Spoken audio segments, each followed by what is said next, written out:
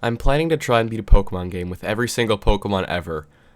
I have a lot to get through, so why don't we begin with number 1.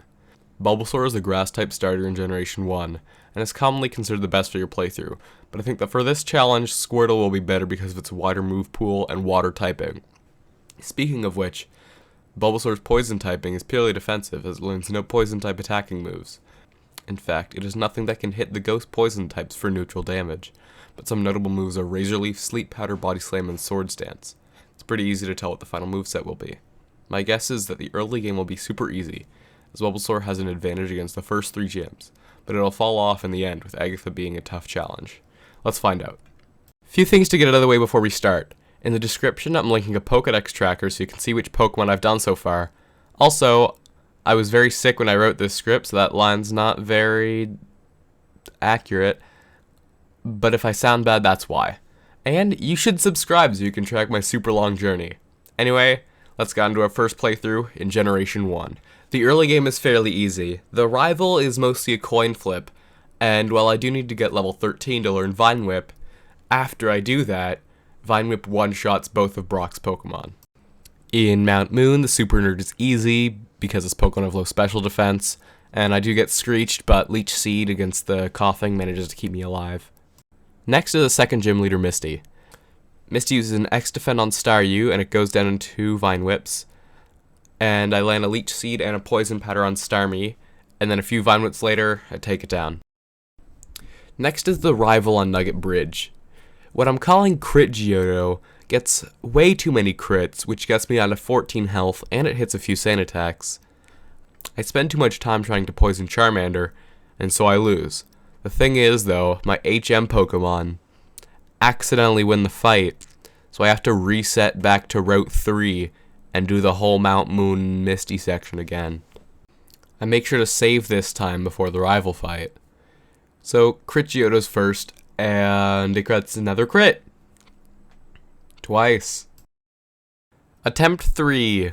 I get crit again, down to 5 HP. I do regain 50% of my HP from Leech Seeding the Abra, but Charmander embers me and I go down again. Attempt 4 or 5 or whatever, Crit Geodo crits me again. I'm going to try level 23 over a damage rounding threshold, so that I can maybe do more damage. Never mind. I get crit again. At level 25, over the next damage rounding threshold, Bulbasaur can 5-hit Crit Geodo. I do get back to full after Leech Seeding Abra, and just spamming Tackle takes Charmander down. Now let's talk about Razor Leaf. Razor Leaf is a move that Bulbasaur learns at level 27, and because of how Gen 1 works, it crits nearly every time, so it's pretty much our best grass move for the rest of the playthrough. I can also get another great move, which is the Body Slam TM from the SSN, which will definitely be making an appearance in a lot of future videos, and it makes the rival on the boat very easy. Next is the third gym leader, the Electric-type Lieutenant Surge. Voltorb gets one-shot by Razor Leaf, and so does Pikachu. Raichu gets an X-Speed, and then gets 2-shot by Razor Leaf. You can already see it's picking up so much weight, and it's only going to keep getting better. Grass types tend to be really good for Rock Tunnel, so we can just kind of skip past that. All the way to Erica.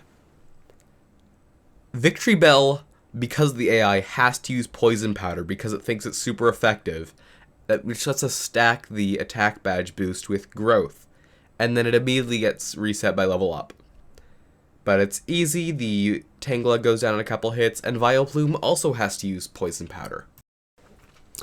In the Pokemon Tower, my level's high enough so I can beat the rival, and Ghost types do resist my Razor Leaf, but are an easy 2-shot. Trust me, that is not the last time Ghost types will show up in this video. Let's talk about my options now. There are 3 things that I can do. I can face Koga, I can face Sabrina, or I can take on the Sylph rival. We're going to start by going for the Sylph rival because I don't really have good damage for Koga, and Sabrina will annihilate me in 2 hits. Alright. Crit Geot immediately crits N3, it KOs me.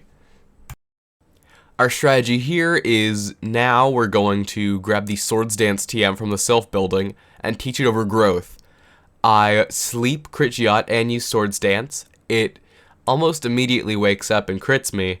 I do get a lucky pair on the execute, but Gyarados outspeeds and Dragon Rages me.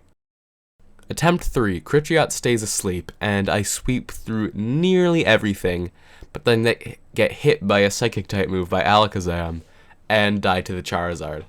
Because I've already had my rational thought for the week, I tried again. I got crit, and I got a 1 in 256 miss on Gyarados. I think I need the speed badge boost from Koga to consistently beat this. So let's fight Koga. It should be an easy Swords Dance sweep if I hadn't forgotten to heal the PP on Body Slam. And if I hadn't been trying to maybe save growth through resetting and had forgotten to teach Swords Dance. I guess this second attempt for Koga is a wash as well, oh my. It's at this point where I come to the biggest hurdle in our playthrough. The Seafoam Islands puzzle. I hate it so much. I keep forgetting to just go south from Pallet Town. I need nothing in it. I'm not catching Articuno. I'm not getting anything. I'm just so stupid that I just forget. Next up is Blaine, and I forgot Swords Dance again. Why? On the next attempt, when I mitigate my severe brain damage, we get all the way to the Arcanine, which doesn't die to Body Slam and crits me with a Fire Blast. I decided to train a little bit in the fighting dojo and realized that with the speed badge boost, the rival should be pretty easy. And it is. The Hellbird from space and also from hell never gets a crit in, and after that, we outspeed all the rest of his Pokemon. While I do go into the Giovanni fight with only 64 health left, the fight is about as difficult as getting wet while swimming. Sabrina is very scary because of her big Psychic type damage, which does a lot to my little poison baby plant. Bulbasaur outspeeds the Kadabra and hits a poison powder on the second try, and then Body Slam OHKOs all of her physically weak Pokemon. Now we have to go up against Blaine. 3 Swords Dance go up pretty easy, but beating Rapidash levels me up, which resets my badge boosts. Arcanine does manage to outspeed, and then Body Slam doesn't KO. I level up once more in the Pokemon Mansion, and that removes the problem. If you think that Giovanni will be difficult, you are legally incorrect. I strolled into the fight with 64 health and still came out on top. The rival fight after that is easier than most. I do go down once to the Alakazam outspeeding because my badge boosts reset, but the level that I do get from the fight resets my XP and I come back out on top. Let's talk about the league. Lorelei is pretty consistent, but it depends entirely on what Dugong does. If it doesn't sleep enough, if it lowers my attack with Aurora Beam, all those things could be very challenging for the run. Bruno is Bruno, and next is Agatha. What can I say about Agatha? She very nearly ruined my run, because I needed a specific move to beat her, which caused a nasty mistake. Mimic allows me to copy her Gengar's Dream Eater, which is super effective against her ghosts. This, however, causes 2 problems. The first is that I save after that, which means I no longer have Razor Leaf for the rest of the league, and that makes Bruno a mild inconvenience, which is a bit more than he usually is. The other problem is power points. I have 10 Mimics and 15 Body Slams for the entire league. That amounts to 24 attack, which is a problem because the league has 26 Pokemon in total. Thankfully, this can be alleviated by grabbing an elixir from I forgot where it is, which can restore my PP between Agatha and Lance. Here's the third problem though. Agatha sucks! I get confused every time my badge boost reset because I level up, and that takes me about 7 years to realize. Everything wakes up before I use Dream Eater. I assure you, I'm going to skip to a winning attempt here, but I spent probably about 20 minutes total on the rest of the league, but I spent about a full hour trying to get past Agatha's team. This is bumping down Bulbasaur's rating a lot. Next is Lance. He's pretty dependent on what Gyarados does, like Lorelei, but less so. The strategy I ended up settling on is to mimic Hyper Beam from the Gyarados to save Body Slam PP for the champion. Speaking of which, he's probably the least interesting fight of the last 3. It's no coincidence that the last 2 playthroughs I did ended with a Swords Dance sweep. It's just such a great utility move that you best believe I will abuse for the rest of these 1,000 playthroughs. Wow, I guess I gotta get to work. I'll leave you here then. I'm going to try to do multiple Pokemon a video, check out my Dex tracker so you know what video is next, and I'll see you next week. Hey, I forgot to put this in my notes, but I will be giving a rating to every Pokemon at the end of each video. So I think I'm gonna give Bulbasaur a 6 out of 10.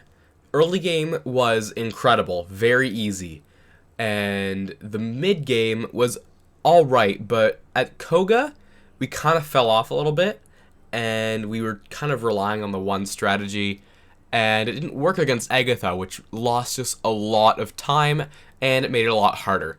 So I think 6 out of 10, room to improve, there's room to get worse, and next week is Squirtle and Charmander. I hit stop before I said Charmander.